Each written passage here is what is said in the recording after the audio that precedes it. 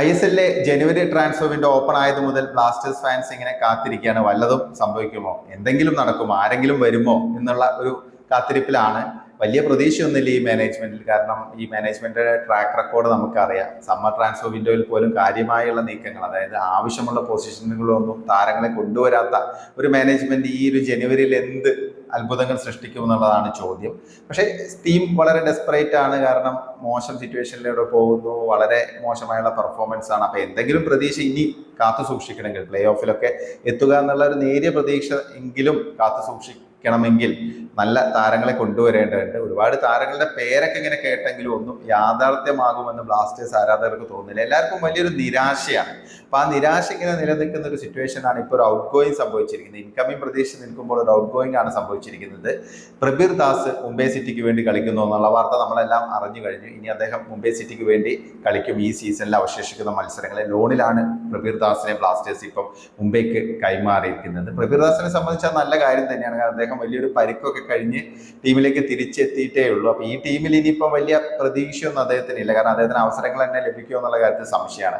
ആകെ ഈ ഒരു സീസണിൽ 13 മിനിറ്റ് ആണ് കളിച്ചത് ബ്ലാസ്റ്റേഴ്സിന് വേണ്ടി ISL. അത് ബംഗളൂരു FCക്കെതിരെയുള്ള മത്സരത്തിലായിരുന്നു. പ്രബീർ ദാസിന് അപ്പം നല്ലൊരു അവസരമാണ്. മുംബൈ സിറ്റിയിൽ പോവുകയാണെങ്കിൽ അദ്ദേഹത്തിന് കറക്റ്റ് ആയിട്ട് തന്നെ തന്റെ കരിയർ വീണ്ടെടുക്കാനുള്ള ഒരു അവസരമാണ്. അവിടെ നല്ല പ്രൊഫഷണലായുള്ള ഒരു ഇൻഫ്രാസ്ട്രക്ചർ ഉള്ള ഒരു ക്ലബ്ബാണ്. അവരുടെ ഫിസിയോ ആണെങ്കിലും ഒക്കെ ഹൈ ക്ലാസ് ആയുള്ള നല്ല ഒരു സ്റ്റാൻഡേർഡ് ഉള്ള ഒരു കോച്ചിങ് സ്റ്റാഫൊക്കെ ഉള്ളൊരു ടീമാണ്. അപ്പോൾ അത് അവർക്ക് ഗുണം ചെയ്യും. പ്രബീർ ദാസിന് അത് വളരെ ഗുണം ചെയ്യും. മുംബൈ ആണെങ്കിൽ അദ്ദേഹത്തിന്റെ എക്സ്പീരിയൻസ് യൂട്ടിലൈസ് ചെയ്യാനുള്ള ഒരു സിറ്റുവേഷനിലാണെന്ന് തോന്നുന്നു. പ്രത്യേകിച്ച് അവർ 7ാം സ്ഥാനത്താണ് നിൽക്കുന്നത്. കുറച്ച് സ്ട്രഗിൾ ചെയ്യുന്ന ഒരു സിറ്റുവേഷൻ. അപ്പോൾ അവർക്ക് തിരിച്ചു വരണം, സെക്കൻഡ് പാർട്ടിൽ എങ്ങനെയെങ്കിലും തിരിച്ചു വരണം എന്നുള്ള ഒരു ലക്ഷ്യമാണ്. അപ്പോൾ അതിന് മുന്നോടിയായിട്ട് ഇത്രയും എക്സ്പീരിയൻസ് ഉള്ള നല്ല അറ്റാക്കിംഗ് മൈൻഡ് സെറ്റുള്ള ഒരു പ്ലെയറെ കൊണ്ടുവരിക എന്നുള്ളതായിരിക്കും അവരുടെ ലക്ഷ്യം. അവർക്കറിയാം എങ്ങനെ യൂട്ടിലൈസ് ചെയ്യണം എന്നുള്ളത്. പ്ലെയേഴ്സിനെ എങ്ങനെ യൂട്ടിലൈസ് ചെയ്യണം എന്ന് അറിയുന്ന ഒരു ക്ലബ്ബാണ് മുംബൈ സിറ്റി. ബ്ലാസ്റ്റേഴ്സിനെ പോലെയല്ല. അപ്പോൾ അതുകൊണ്ട് തന്നെ പ്രബീർ ദാസിനെ സംബന്ധിച്ച് അദ്ദേഹം രക്ഷപ്പെട്ടു എന്ന് പറയേണ്ടി വരും നിലവിലെ സാഹചര്യത്തിൽ. പിന്നെ അദ്ദേഹത്തിന്റെ ഒരു കരിയർ, അതായത് ബ്ലാസ്റ്റേഴ്സിലെ കരിയർ വളരെ പ്രതീക്ഷയോടെയാണ് അദ്ദേഹം വന്നത്. വളരെ മികച്ച ക്ലബ്ബുകൾക്കൊക്കെ വേണ്ടി കളിച്ച ഒരു പ്ലെയറാണ്.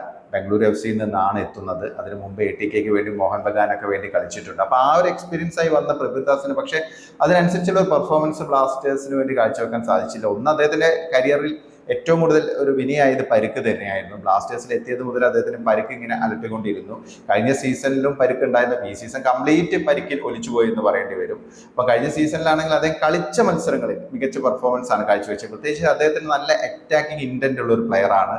നല്ല ക്രോസുകളൊക്കെ നൽകാൻ മിടുക്കനാണ്. അറ്റാക്കിംഗ് മൈൻഡ് സെറ്റ് ഉള്ള ഒരു റൈറ്റ് ബാക്ക് ആണ്. ഇപ്പൊ സന്ദീപ് സിംഗ് ഒക്കെ സ്ട്രഗിൾ ചെയ്യുമ്പോൾ, തുടർച്ചയായിട്ട് സ്ട്രഗിൾ ചെയ്യുമ്പോൾ അതിനേക്കാളൊക്കെ എത്രയോ ഫാർ ബെറ്റർ ആയ ഒരു പ്ലെയർ തന്നെയാണ് പ്രബീർ ദാസ്. ഇടയ്ക്ക് ചില ഡിഫൻസീവ് ലാപ്സസ് സംഭവിച്ചിട്ടുണ്ട്. പക്ഷെ അങ്ങനെയാണെങ്കിലും അദ്ദേഹത്തിന് കളിക്കാൻ വേണ്ടത്ര അവസരം ബ്ലാസ്റ്റേഴ്സ് ലഭിച്ചിട്ടില്ല. അപ്പൊ അത് തന്നെയാണ് ഒരു പ്രോബ്ലം. കാരണം ആകെ 9 മത്സരമാണ് ഇപ്പം 2023 വന്നതിന് ശേഷം ബ്ലാസ്റ്റേഴ്സിന് വേണ്ടി കളിച്ച. പരിക്കായിരുന്നു ഒരു പ്രധാനപ്പെട്ട ഘടകം. പക്ഷെ അങ്ങനെയാണെങ്കിലും അതുകൊണ്ട് നമുക്കൊരു പൂർണ്ണമായ ഒരു വിലയിരുത്തലിലേക്ക് പോകാൻ പറ്റില്ല. കാരണം ബ്ലാസ്റ്റേഴ്സിൽ ഒരു ഫുൾ കരിയർ അദ്ദേഹത്തിന് ലഭിച്ചിട്ടില്ല.